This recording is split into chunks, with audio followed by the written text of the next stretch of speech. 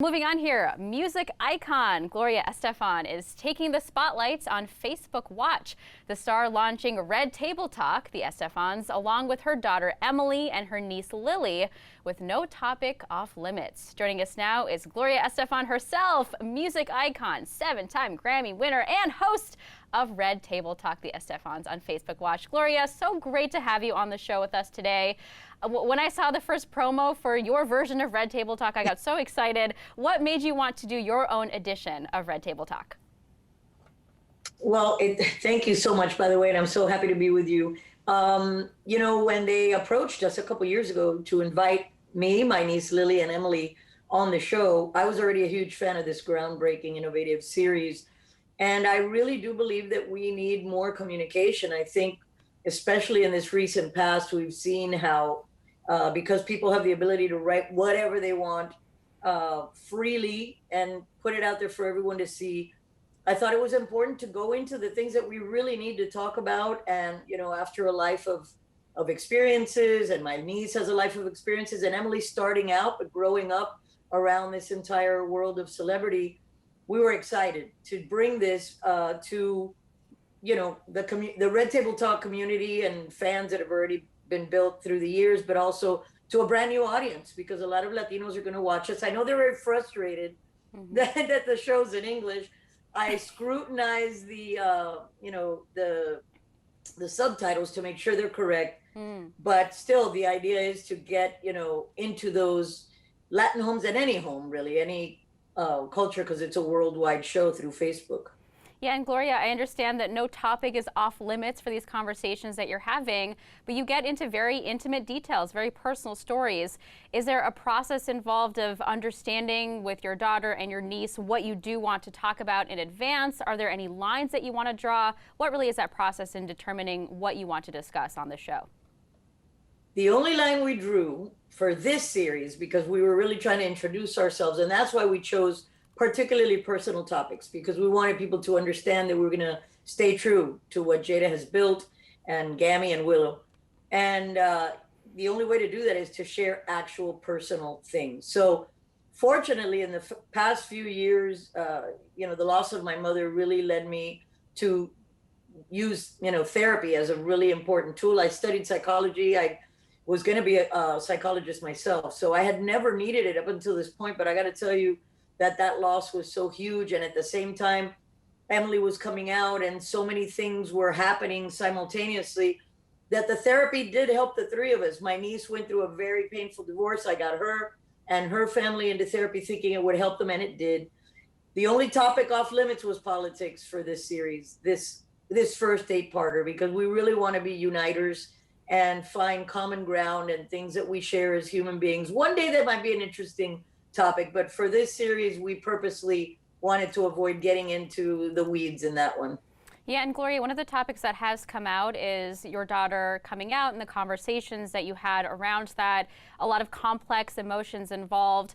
How do you consider, you know, the backlash you might get or the buzz you might get that comes out of these conversations where other people are talking about the very intimate details of your personal life? How do you kind of prepare for the after effects of these conversations you're having? Exactly. I don't think there's any prep other than our entire lives, because even though we haven't shared, you know, intimate details about a specific thing, for example, we are celebrities and our life is fair game to anyone.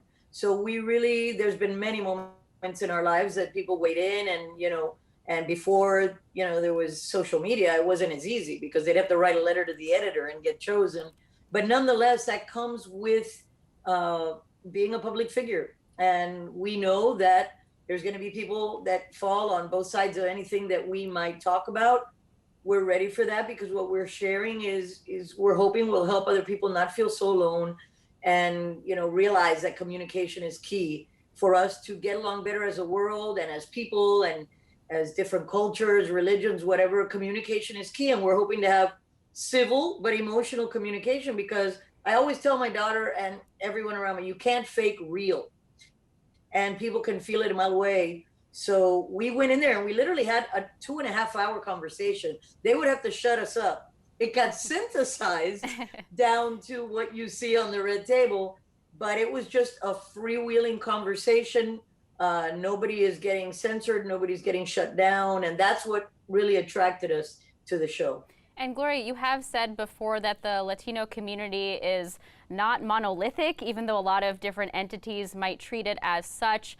Do you feel like, especially in an election year, do you feel like politicians are speaking to you, your family, and your community, or even the media, Hollywood? Do you feel like the Latino community is being addressed in the right way right now? I wish I could say otherwise, but no. And quite honestly, I also wish I could say that there were politicians that were speaking to me that are, right now on the, that have the bully pulpit.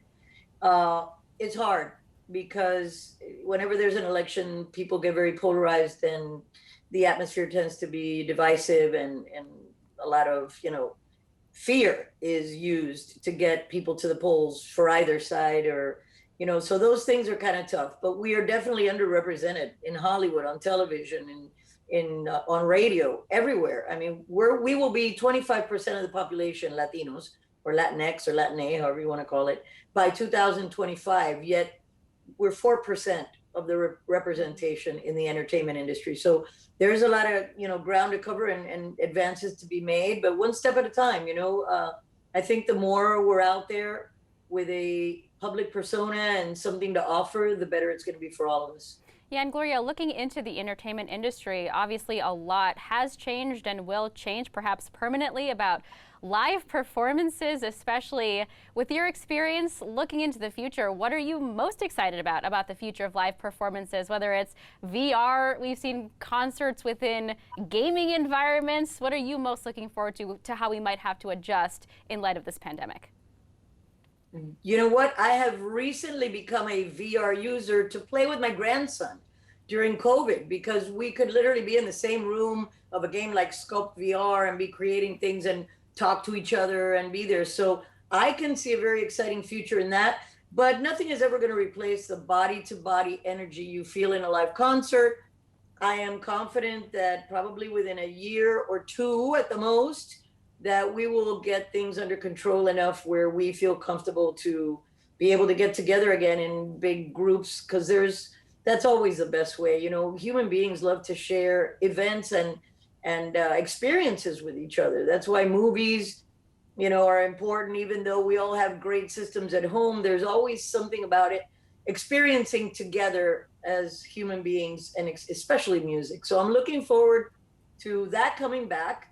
And also new ways to be able to deliver our performances and our concerts all over the world. That will be a good plus, because you can be in many places simultaneously. So it's exciting. I think that we've discovered a lot of really cool ways, and the creativity that was like flourishing during COVID is really amazing for me to see.